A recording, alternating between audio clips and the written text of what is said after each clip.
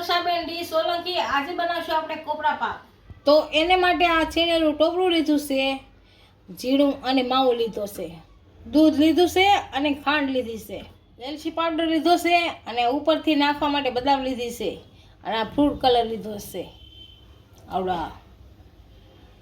તો આપણે બનાવવાની શરૂઆત કરશું। તો પહેલાં ટોપરામાં દૂધ નાખશું, આમાં ભેળવી નાખશું આપણે દૂધ, એટલે હાથ બધું ભળી જાય સારું દૂધ।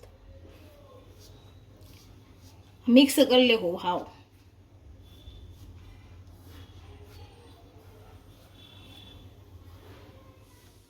દૂધ ભેળવી દીધું છે આપણે ટોપરામાં, 10 થી 15 મિનિટ સુધી મૂકી દઈશું ઢાંકીને, એટલે આપણું દૂધ સારી રીતનું ભળી જાય। 10 થી 15 મિનિટ જેવું થઈ ગયું છે। હવે જોઈ આપણું ટોપરું તૈયાર થઈ ગયું કે નહીં, દૂધ બધું સુહાઈ ગયું છે, આ રીતનું જોઈ જોવાનું। જો ભીનું થઈ ગયું છે, ગેસ આપણે ચાલુ કરી દીધો છે। હવે આમાં ટોપરું નાખી દઈશું।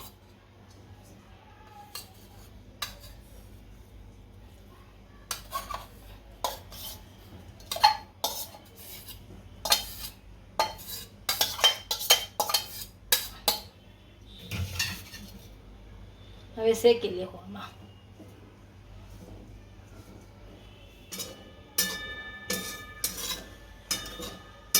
ગેસ એકદમ ધીમો જ રાખવાનો છે, ધીમા ગેસે શેકવાનું છે, આને ફૂલ નથી કરવાનું, આ ધીમા ગેસે શેકી લેવું આપણે।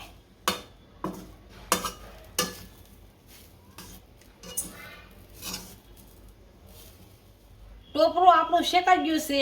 હવે ખાંડ નાખીશું આમાં, મીડિયમ આપણે ખાઈ હોય એવું નાખવાનું, ગળું કરવાનું હોય તો ગળું નાખવાનું, જાજી મોળું ખાતા હોય તો થોડી નાખવાની।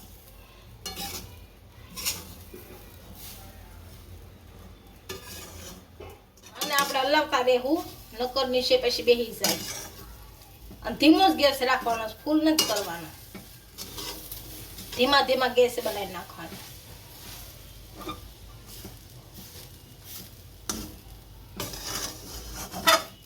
આપણી ખાંડ સારી રીતના ઓગળી ગઈ છે। આ માવો નાખશું, આ એલચી પાવડર અને ભેળવી નાખશું।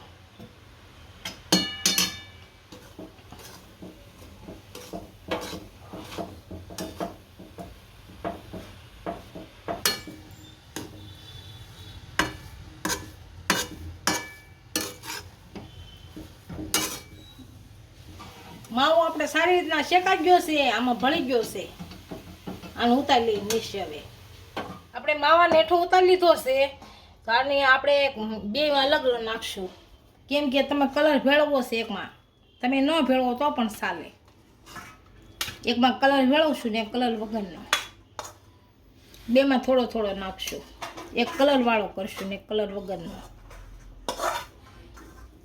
આપણે બે અલગ અલગ લીધો છે, આમાં કલર નથી નાખ્યો, એ પાછી દેવું, પહેલાં પાછી દઈએ ડિઝાઇન પાડ્યામાં। આ આપણે એટલે માવો કાઢ્યો જુદો, એમાં આપણે પીળો કલર દેખાડ્યો તો એ પીળો કલર નાખી ઉપરથી થોડો,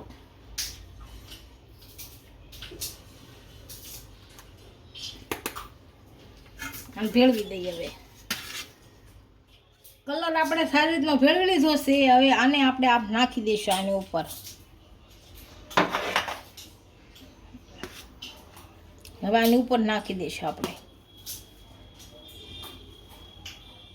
આને આપણે પાથરી દીધું છે। આને ઓલા બધા નાખશું, તમે કાજુ કે પિસ્તા પણ નાખી શકો, હું એ નથી નાખતી, મેં કાજુ નથી નાખ્યા, બદામ જ નાખું છું। હવે ટોપરું નાખશું,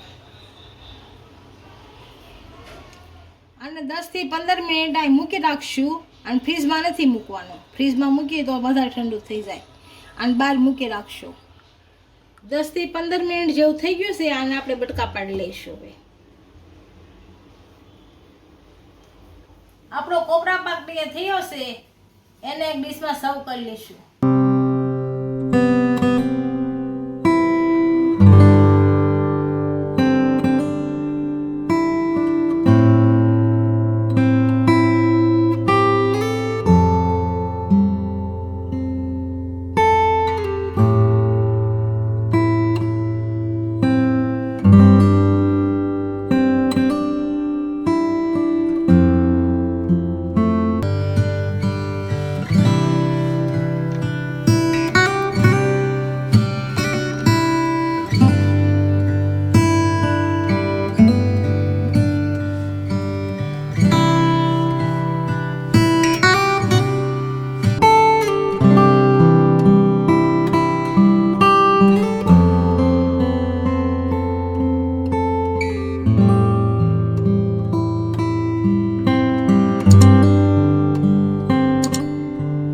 જો મારો વિડીયો ગમ્યો હોય તો વિડીયોને લાઈક કરી દેજો, ઇન્સ્ટાગ્રામ અને ફેસબુક પર ફોલો કરી દેજો. મળીએ નવા વિડીયો સાથે.